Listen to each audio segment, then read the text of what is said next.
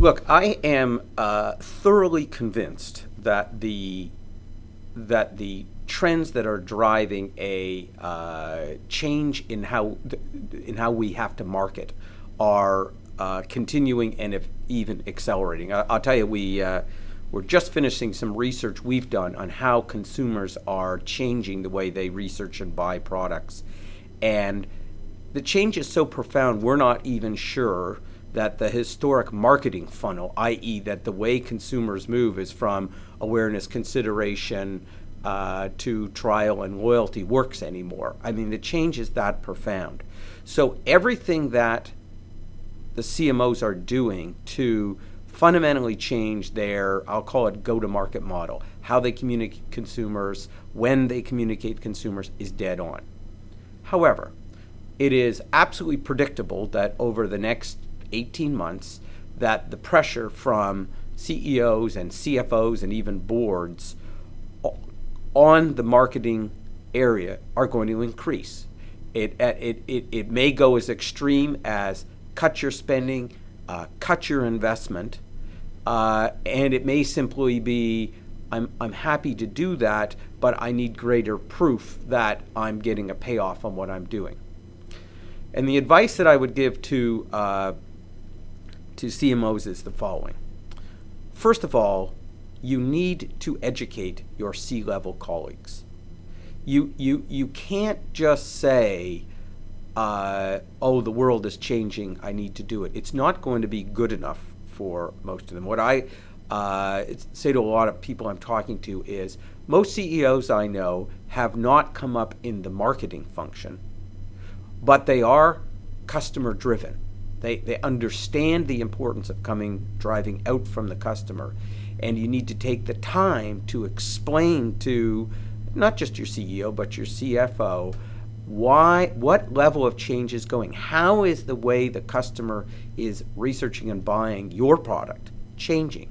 Because if they understand that and they're customer driven, which most of them are, they're going to understand why it's so important what you're doing. Regarding those major changes in the dynamics, doesn't that make the world of the CMO even more challenging and at a time like this? Well, it does. I'll give you an example. I have a client in the consumer electronics business. Okay, they the way they've historically done stuff is, when it cuts right down to it, it was all about great advertising and the right in-store incentives. Okay, to the salespeople. The research we did said that's not at all the way consumers buy anymore. 75% of them, what they do is they either talk to their social networks or they go online, and when they get in the store, they have not only decided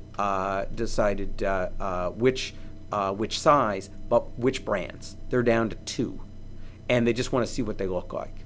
Well, it just throws everything that you did, how you spent your money, what capabilities you had, it throws it out the window, and you've got to go back and start to scratch. And we are seeing that in many industries. And if your marketing doesn't start to reflect that, then you're just, it's like I remember working in the paging business years ago, right? And you could do everything you wanted, but you knew that every month the average price and the number of people using it was going to go down by 5%, and that is not a fun place to be. And so the message is, get that out to your executive team and get them to understand what you're dealing with. And the reason for that is that, let's say that, like in electronics, all right, so you say, okay, I'm going to have a great interactive website, I'm going to get people flowing to it. Just because you want to do that, it doesn't mean it's going to happen. Our premises of how we advertise on TV have been built up over 25 years. Figuring out how you're going to have an exciting online site that draws people in so they research your products, or how you're going to work with third-party sites, this is an art to learn.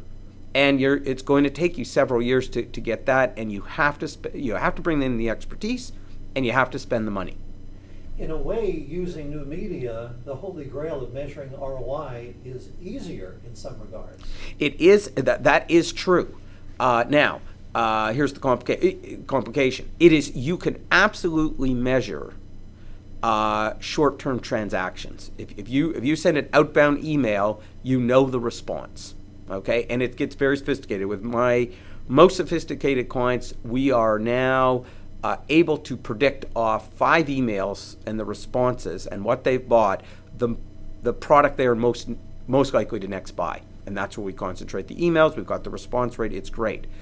But what about if you're trying to establish more of a user-generated content site, which people come in because it's not just about your product, but it's about the community they're getting, the content they're getting. Now what am I doing? Because I can't just measure users. I have to go back to what's the brand image that I'm creating. And so I'm right back to the historic problems I had with TV. We use a thing that we call reach cost quality. Okay, so it's how many people in your target market you reach, how much do you pay for each one, and what was the quality effect? What happened as a result? And the methods are getting more sophisticated that you can now do this. When we do this, our average between go into a company, you look at what they're doing, the average difference between the least effective and the most effective from a reach cost quality perspective, think the average of those, is not at 5-to-1 difference, it's 100-to-1 difference. Okay, 100-to-1 difference between your most effective vehicle and your least effective vehicle. And now on the one hand, that is opportunity, but on the other hand, when you do that and you take it to your C-level colleagues, they're going to say, what have you been doing that you've got that level of difference? And the answer is, I was forced to go in so many new places so quickly, it's not surprising, particularly when I didn't really have the measurement tools, that difference occurred. And I always say, look, it's not about what happened in the past. You had to do that. That's what the market demanded. The question is, what are you going to do going forward? Because to get that from 100-to-1 difference down to a 20-to-1 difference and have 80% of your spending in the most effective, that's probably a 4 or 5-to-1 improvement in, I'll call it, the effectiveness of your marketing. David Court speaks May 21st, 2008 at the Brookhaven Country Club. For more information, go to www.dfwama.com.